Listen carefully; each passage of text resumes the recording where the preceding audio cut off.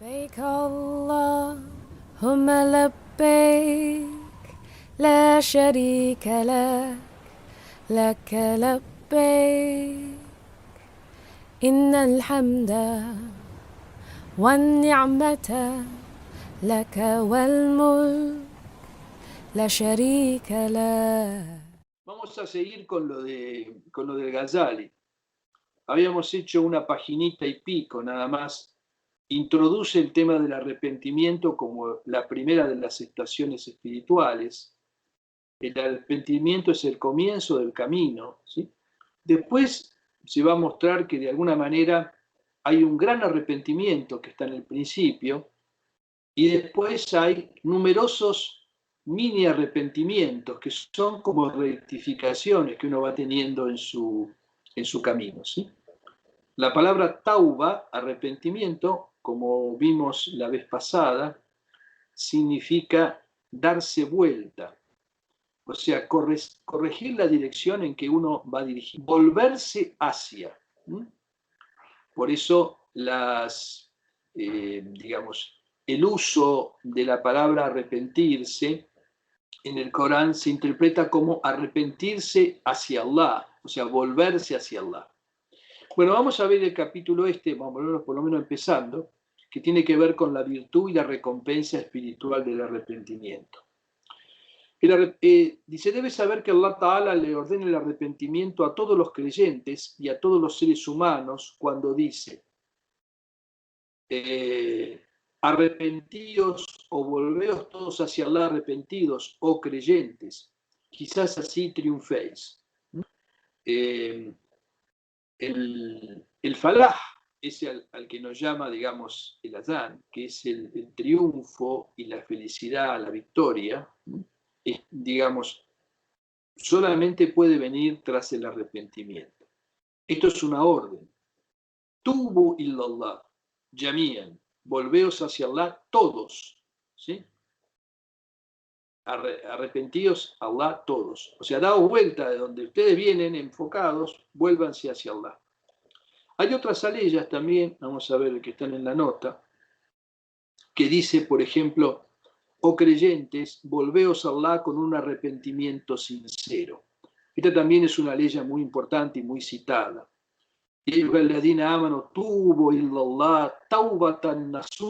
Esa expresión nasuj, que se traduce por lo general como sincero, significa un arrepentimiento libre de defectos, ¿no? Un arrepentimiento realmente puro. Y sobre la excelencia del arrepentimiento dice el Altísimo, Allah ama, por cierto, a los que se arrepienten y ama a los que se purifican. Alguna vez creo que vimos, y si no lo volveremos a ver, que el verbo amar, ¿sí? No está muy usado en el Corán. Allah en el Corán dice que ama algunas categorías específicas, ¿sí? Ama a los pacientes, ama a los que se arrepienten, ama a los que se purifican, ama a los que confían en Él, si mal no me lo recuerdo. Son 4 o 5 nada más las categorías, digamos, de los que reciben el amor de Allah. Bueno, como hace siempre, bueno, cita el Corán, después cita los hadices y después analiza, y más o menos el esquema es siempre el mismo, ¿no? El esquema de estas obras es, primero, buscar orientación en el Corán y en el Hadiz, en las tradiciones sobre un tema. Después tratar de profundizar qué significa exactamente, realmente, arrepentirse. Cuáles son sus condiciones, sus requisitos, los actos que hay que realizar, ¿sí? ¿Qué es lo que se busca exactamente con eso? Y acá siempre habla del fadl, o sea, de la fadila, de la virtud, de una determinada morada espiritual, una determinada virtud espiritual, y después habla de su hakika, es decir, de su realidad profunda. Dijo el mensajero de Allah, el arrepentimiento de quien se arrepiente antes de que el sol salga por occidente es aceptado. Esto de que el sol salga por occidente, que es imposible, en realidad es un signo del final de los tiempos. También es una metáfora para la muerte. Este hadith después se repite más adelante completo, acá está solamente esta parte. Es decir, una interpretación es que Allah acepta el arrepentimiento mientras exista el mundo, o sea, hasta el final de los tiempos, uno de cuyos signos va a ser la salida del sol por occidente.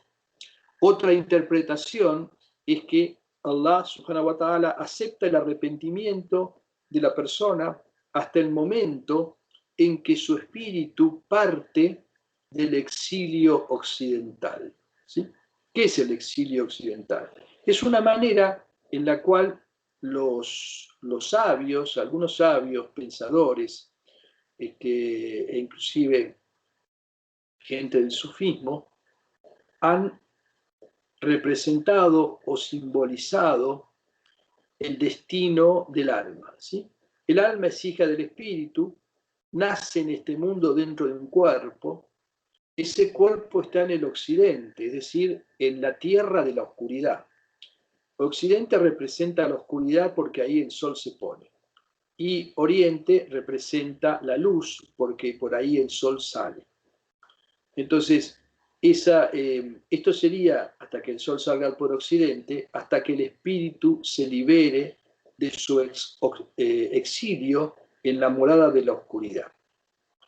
Dijo también el profeta: no os vanagloriéis, se vanagloria pensando que está a salvo una persona que se para allí, riéndose de todos los que pasan y diciéndole obscenidades a toda mujer que pasa.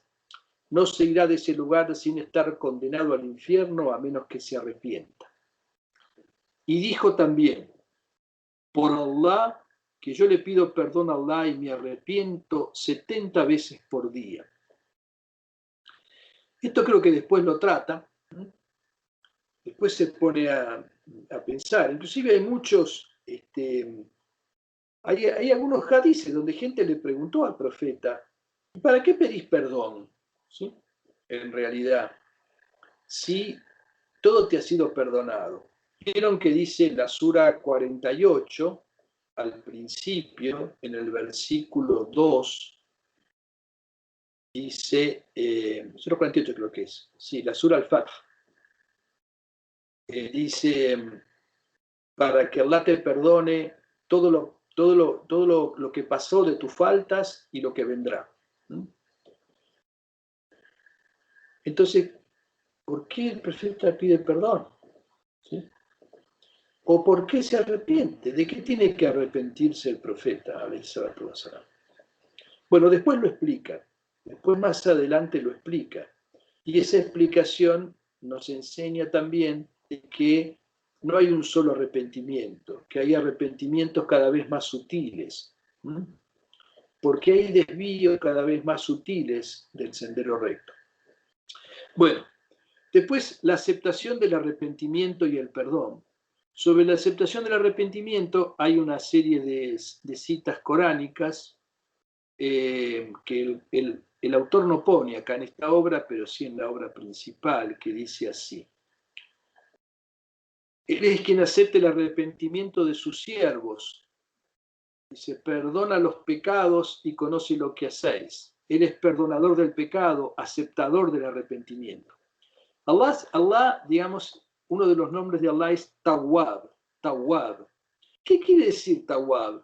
Tawwab aplicado a una persona significa una persona que se arrepiente continuamente, o sea, que se arrepiente mucho de lo que hace.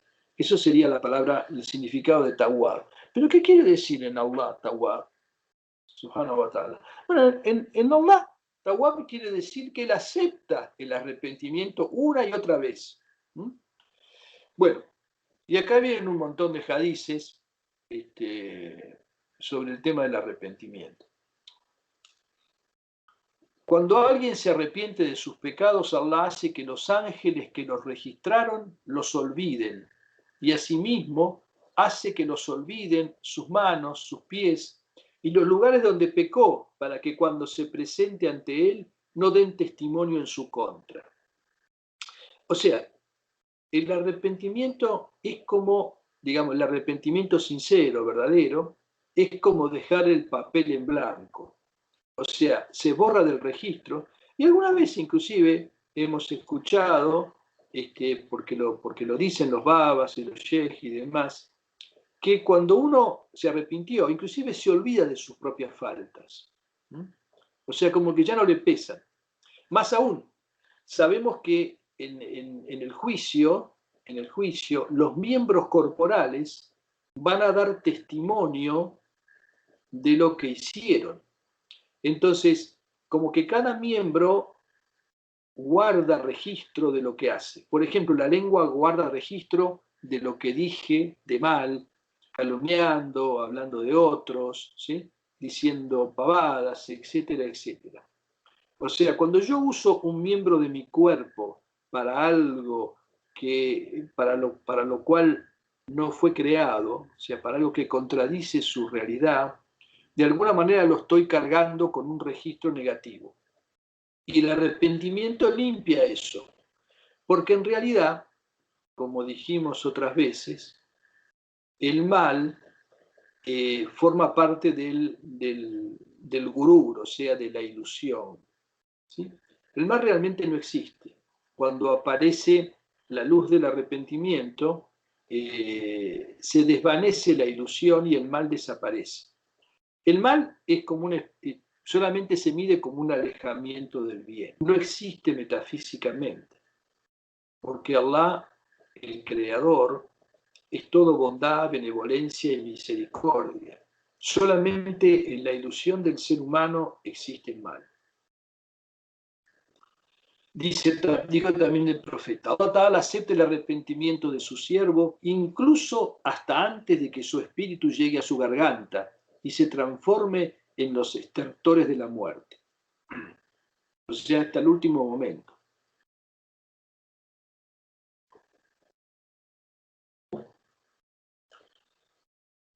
De todas maneras, no hay que confiarse en estas cosas, ¿no? No se olviden que las conductas erróneas van creando como una especie de surco en el alma y todo lo que tenemos termina, digamos, recorriendo ese surco. Y eso no se arregla a último momento, ¿no? Entonces no hay que confiarse demasiado de que uno puede esperar hasta el final y arrepentirse ahí. Dijo también el profeta, alayhi salatu wasalam, ciertamente Allah, honrado y exaltado sea, estira su mano durante la noche, aceptando el arrepentimiento de las faltas cometidas durante el día, y estira su mano aceptando el arrepentimiento de las faltas cometidas durante la noche, y así será hasta que el sol salga por donde se pone. Esto es el mismo hadith que antes dijo, que señaló antes. El sol sale por donde se pone, quiere decir el sol sale por occidente, ¿no? Es lo mismo. Omar ibn al-Khattab transmitió que el mensajero de Allah dijo, arrepentíos, que yo me arrepiento 100 veces por día. Y dijo también el profeta, no hay ningún ser humano que no haya pecado, y los mejores pecadores son los que se arrepienten. Bueno, este es un hadith famoso, ¿no? Muy conocido, que se cita todo el tiempo en las jutbas y demás, ¿sí? Y que expresa el hecho de que el verdadero arrepentimiento deja todo en blanco, como dice un hadith anterior que estaba por ahí al principio, ¿no? O sea, como que se borra todo, ¿no? Porque en realidad estar equivocado es estar en una mala dirección. Cuando uno restablece la dirección, todo se arregla automáticamente, ¿sí? Bueno, esto se dice fácil, pero el arrepentimiento tiene también una serie de condiciones que después va a desarrollar un poco más en detalle. Por ejemplo, esta que dice a continuación, arrepentirse de una falta es no retornar jamás a ella. O sea, arrepentirse no es simplemente, digamos, decir, estoy arrepentido y mañana vuelvo a hacer lo mismo. ¿Sí? El verdadero arrepentimiento es no retornar jamás a esa conducta. es dejar esa dirección equivocada.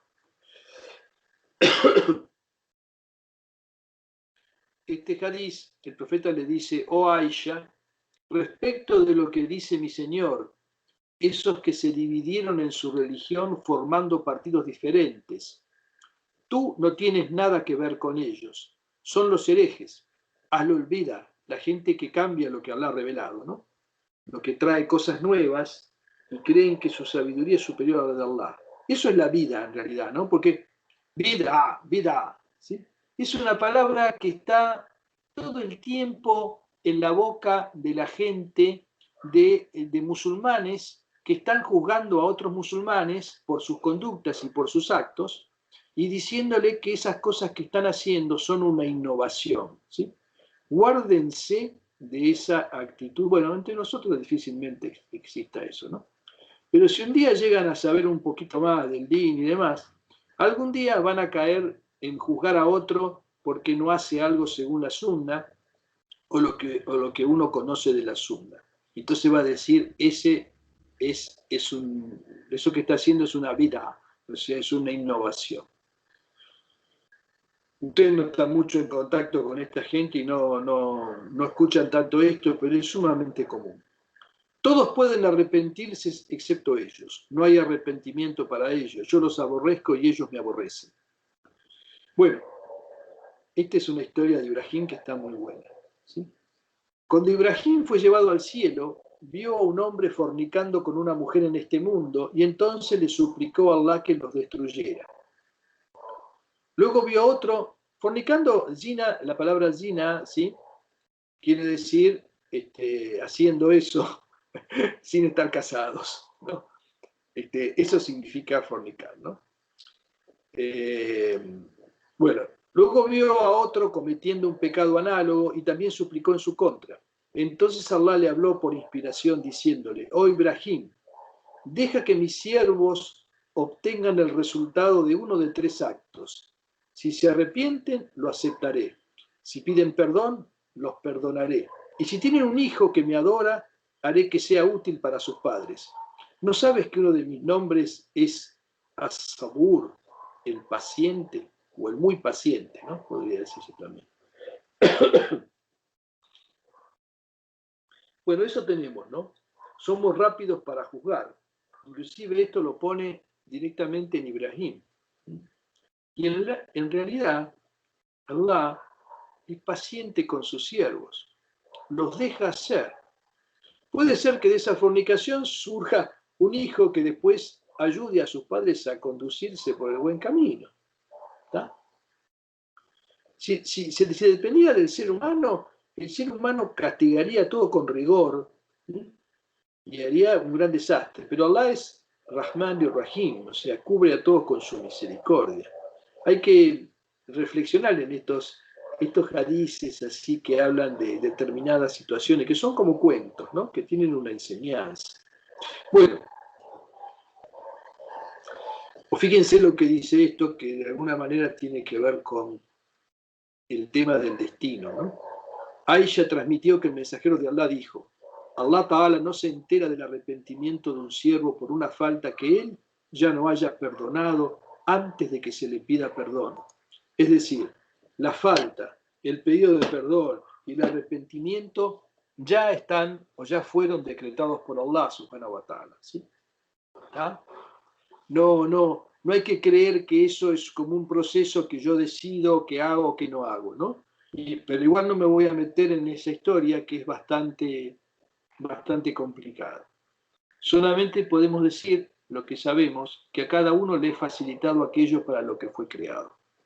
Es decir, si uno tiene que ser conducido o va a llegar a la fe y al arrepentimiento, Allah le va a facilitar los medios. Y él ya sabe lo que cada uno va a hacer, ¿sí? Lo que va a sacar de eso, si le va a pedir perdón, y ya si le va a pedir perdón, ya lo perdonó, etcétera, etcétera. Bueno. Hay una puerta en Occidente cuyo ancho equivale al recorrido de un viaje de 70 años y que ha sido abierta para el arrepentimiento. Se abrió el día en que se crearon los cielos y la tierra y permanecerá abierta hasta que el sol salga por occidente. Esto de las puertas es una cuestión bastante común en varios hadices, ¿no?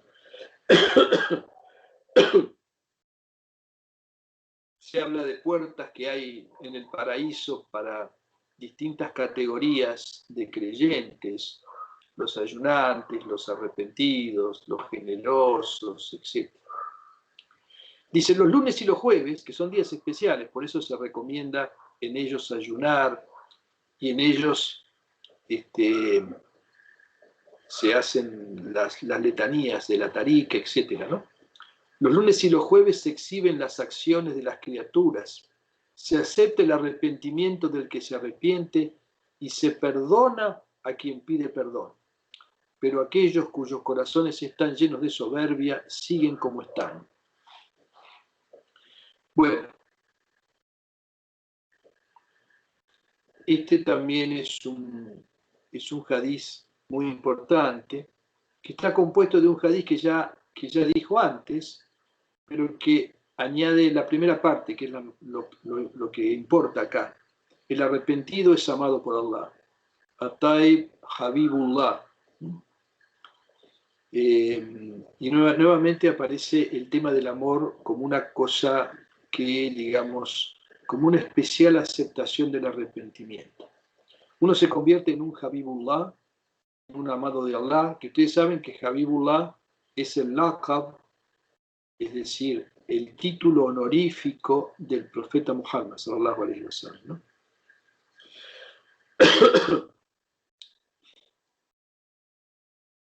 Esta es una historia muy conocida también y muy linda. Dice, Allah se alegra más por el arrepentimiento de su siervo creyente que el caso de un hombre que acampa en un desierto inhóspito y mortal, llevando sobre su montura su comida y bebida. Luego de desmontar apoya su cabeza y se duerme, y al despertar ve que ha desaparecido su montura. La busca desesperado hasta que el calor y la sed lo agobian, o hasta que Allah así lo quiere, y entonces dice, volveré al lugar en donde estaba y me dormiré allí hasta morir. Entonces va y se acuesta, apoyando la cabeza sobre su antebrazo para morir, pero se despierta y he aquí que ve a su montura junto a él, con sus provisiones y su bebida. Allah Ta'ala se alegra más por el arrepentimiento de su siervo creyente que ese hombre por su montura recuperada. Bueno, este es un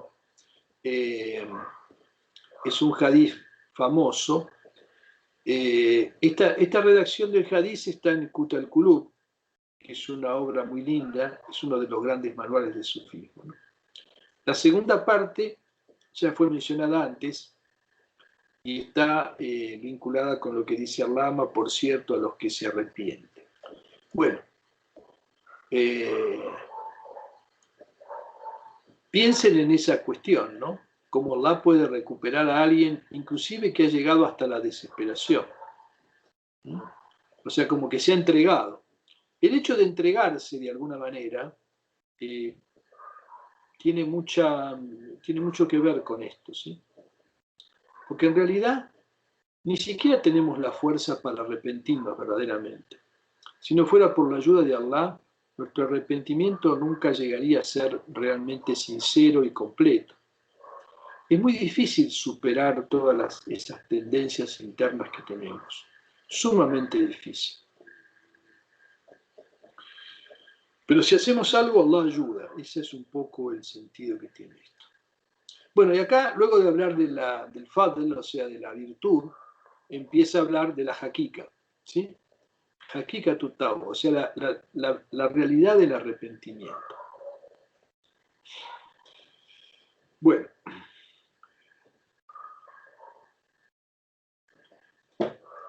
El arrepentimiento, dice, comienza con la aparición de la luz del conocimiento y de la fe, porque es con esa luz que se percibe que el pecado es un veneno mortal.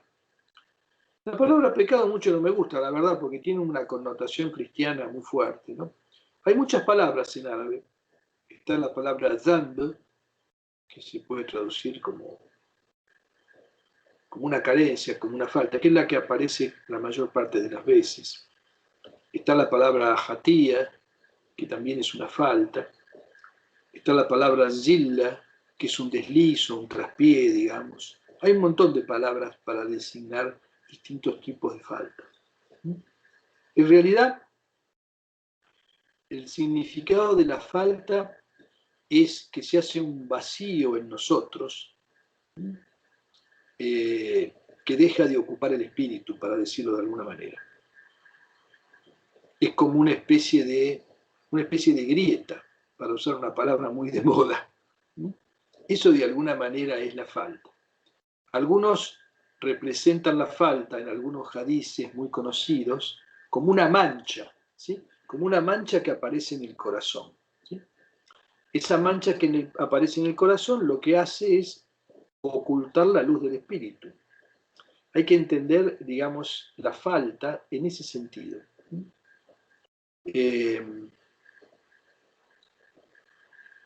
Entonces, no puede haber arrepentimiento si yo no comprendo, no me doy cuenta de que eso me está haciendo mal. Que me está haciendo mal en lo más importante que hay en mí. ¿Sí? ¿Está? Porque yo me puedo dar cuenta que algunas cosas me hacen mal, por ejemplo, físicamente, si como mal, como mucho, como porquerías. ¿Sí? O inclusive que determinadas conductas con la gente me apartan de la gente y la gente no me quiere, pero eso es una comprensión muy pequeña. Hay cuestiones mucho más profundas que tienen que ver con el carácter. O sea, las faltas van desde cuestiones muy obvias y muy manifiestas a cuestiones cada vez más sutiles. Por eso que el arrepentimiento en realidad tiene muchos grados. Pero en principio, mientras no crece mi conocimiento de mí mismo y no crece mi fe, no veo la falta. No percibo ese crecimiento de un punto oscuro en el corazón. Y no me doy cuenta de que es un veneno mortal, porque es un veneno para la otra vida, no para esta. ¿Sí? Para esta, digamos, ese veneno, siempre hay una comparación que hacen todo el tiempo, que es la miel envenenada. ¿Sí? Uno se la come, digamos, contento, porque es dulce y es rica, y en realidad se está matando con eso. Eso pasa con, generalmente, los que nos lleva a la falta, es una shahwa, o sea, es una pasión, es un deseo en la persona, y ese deseo nos lleva a transgredir algo. Y eso es deleitoso, y cuanto más deleitoso, suele ser más jodido. ¿Sí? Bueno, cuando uno comprende que ha consumido mucho de ese veneno y que se está aproximando a su destrucción indefectiblemente, se alarma y se arrepiente. Cualquiera que se entera que ha consumido veneno se lamenta y se asusta, e impulsado por ese miedo y remordimiento, introduce los dedos en su garganta para provocarse un vómito que expulse esa ponzoña que ingirió. Ese miedo lo llevará incluso a procurar una medicina o antídoto que contrarreste el efecto de ese veneno para eliminarlo totalmente de su cuerpo. Lo mismo ocurre cuando uno comprende que cada pasión a la cual se ha entregado es como miel envenenada, dulce en un primer momento y amarga al final. Esto es una regla, ¿no? Lo que es dulce al principio termina amargo al final, y lo que es amargo al principio termina dulce al final. En aquella época, y todavía hasta cierta medida, todas las medicinas eran como amargas y feas, ¿no? Ahora las medicinas, bueno, le agregan edulcorantes y le agregan, qué sé yo, gusto a tal, y que entonces ya la medicina no es fea. Es un poco, bueno, el tener que tomarla, pero ya no es como antes. Pero antes tomaban un montón de cosas que eran terribles, pero decía, bueno, fenómeno, esto es feo ahora, pero lo que viene después, la salud, es una cosa buena. Bueno, y este sería el ejemplo de la yahwa, de la pasión, digamos, lo que nos lleva a ser y el resultado final. Bueno, dice, aparece entonces en la persona el remordimiento por el pasado, que es una llama que el fuego del temor enciende en su alma. Ve su propia destrucción en ese fuego del temor.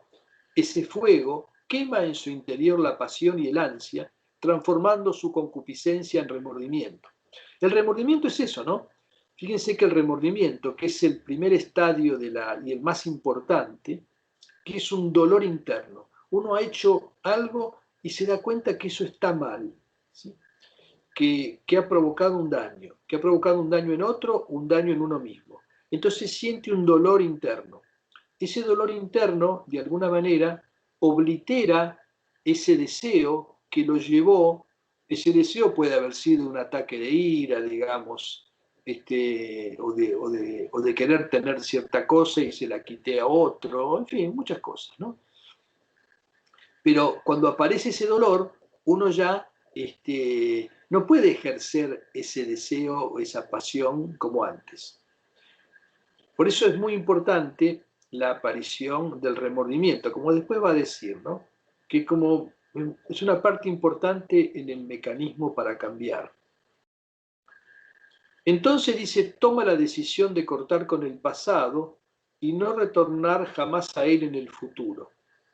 Se desprende del manto de la injusticia y extiende la alfombra de la fe, alterando todos sus movimientos y reposos. Lo que antes eran risas, libertinaje e inconsciencia se convierten ahora en llanto, tristeza y lamento. Antes estaba en compañía de los inconscientes, ahora sus compañeros son la gente de conocimiento. La gente de la gafla y la gente de la marifa, la gente que sabe, que se ha dado cuenta, y la gente que vive inconsciente. La mayor parte de las criaturas son gafilum, como dice el Corán, viven en la gafla, en la inconsciencia de su realidad. Es decir, viven dormidos, ¿no?, a las consecuencias de lo que están haciendo y hacia dónde se dirigen sus vidas. Por eso, la esencia del arrepentimiento es el remordimiento y sus corolarios, la transformación de los estados y la remoción en todos ellos de la desobediencia y la transgresión, convirtiéndolos en obediencia y aceptación. Y esto, que la esencia es el arrepentimiento, tiene que ver con un hadiz, ¿sí?, que dice al-nadam at-tauba, o sea, el remordimiento es arrepentimiento. ¿Entienden la diferencia entre remordimiento y arrepentimiento, no? Pareciera que lo importante es el arrepentimiento, o sea, hacer ese cambio. Pero en realidad, si ya existe, tiene que existir primero una especie de dolor. A uno le tiene que doler lo que hizo. Y eso es lo que se llama en árabe nadam, es decir, el remordimiento. ¿Qué es eso que uno siente que le da vuelta adentro, ¿no?, respecto a que algo que hizo? Puede haber remordimiento por pavadas también, ¿no?, por no haber aprovechado una oportunidad o cosas así. Pero es una especie de dolor interno. Estamos hablando de ese dolor interno respecto de lo que uno percibe como una transgresión, como una falta, como algo que realmente lo afecta espiritualmente.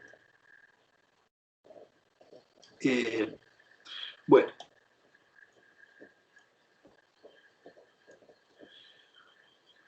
Eso es, digamos, lo que acaba de explicar la cuestión esencial del arrepentimiento. Después, bueno, dice arrepentirse es wajib, o sea, arrepentirse es una wajib o una farida en realidad, es decir, es una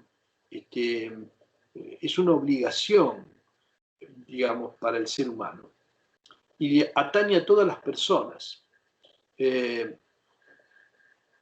Dice que el arrepentimiento es un deber que atañe a todas las personas en todas las épocas, es algo que puedes reconocer, ya sea en las tradiciones y las leyes coránicas, como así también en que cuando alguien alcanza la pubertad y ha sido un infiel, se le exige arrepentirse de su incredulidad para convertirse en musulmán.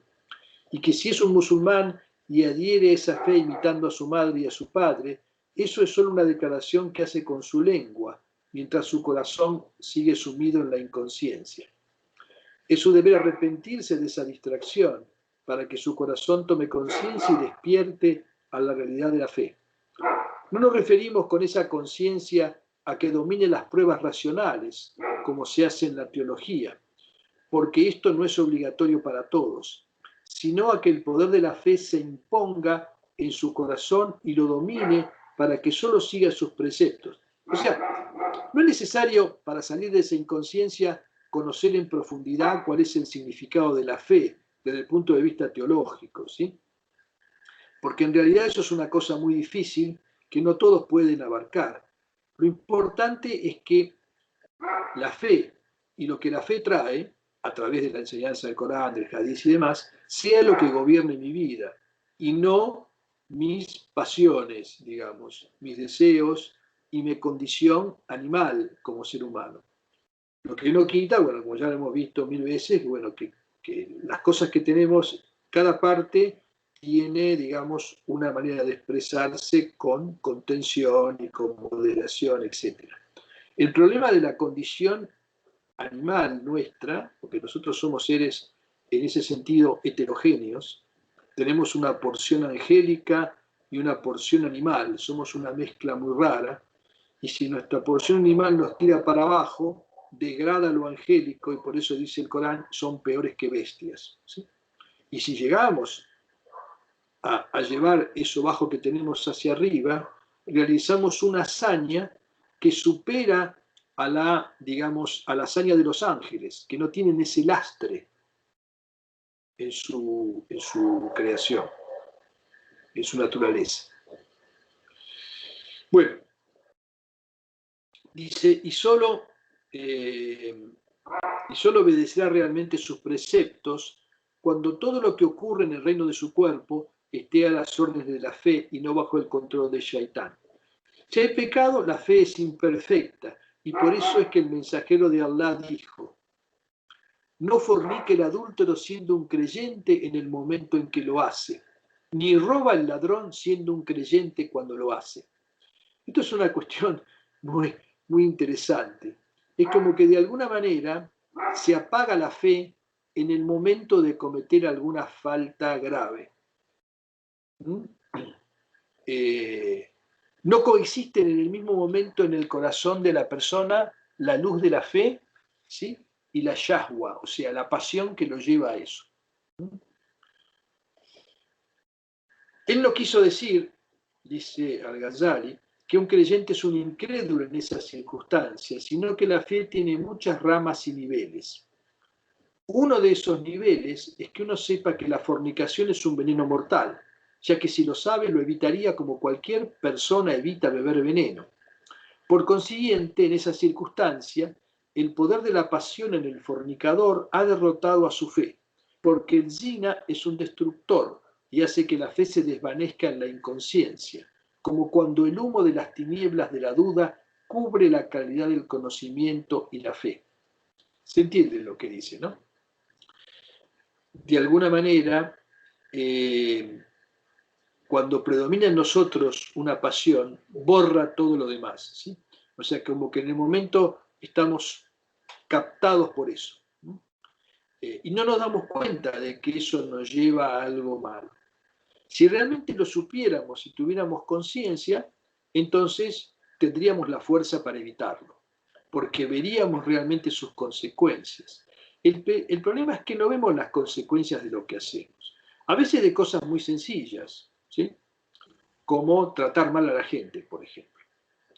Entonces, lo hacemos por ahí naturalmente, porque tenemos mal carácter o lo que fuere, ¿no? O en las relaciones de la vida, por ejemplo, con las personas que están subordinadas a nosotros, o con alguien de nuestra familia. No prestamos atención a eso. No nos damos cuenta que con eso estamos consumiendo veneno. No lo vemos. Si lo viéramos con, como dice el Corán, con el ojo de la certidumbre, entonces ya no lo haríamos. De alguna manera, esto de ver las cosas para evitarlas, de alguna manera tiene que ver con, por ejemplo, esta propaganda que hay ahora todo el tiempo en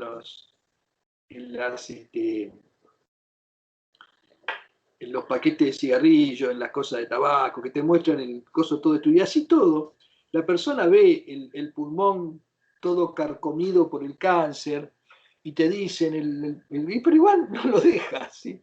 O sea, su pasión es más fuerte, ¿no?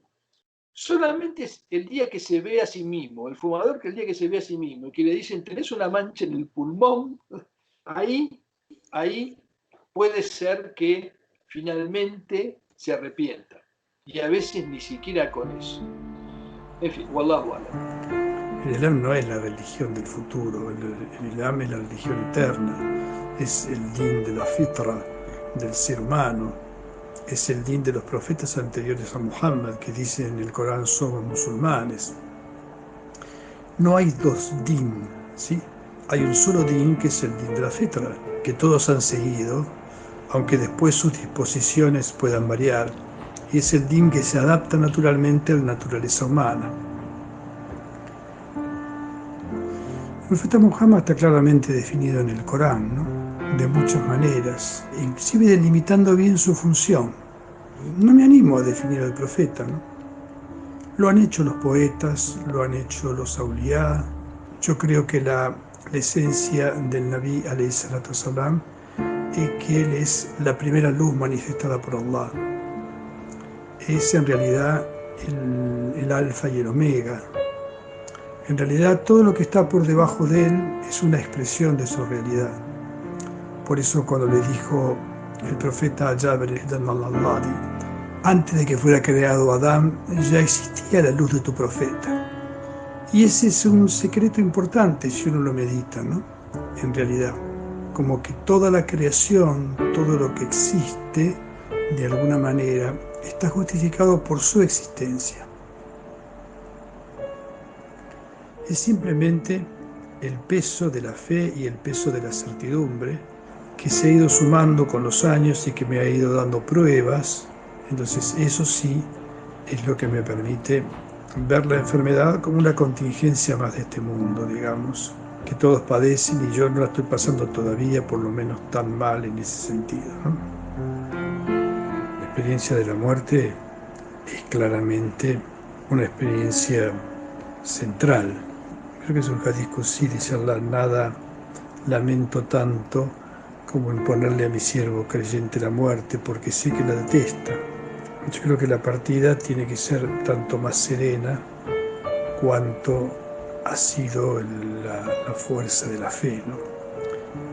Hay una regla de oro que nos explicó varias veces Tosun Baba y que es fundamental.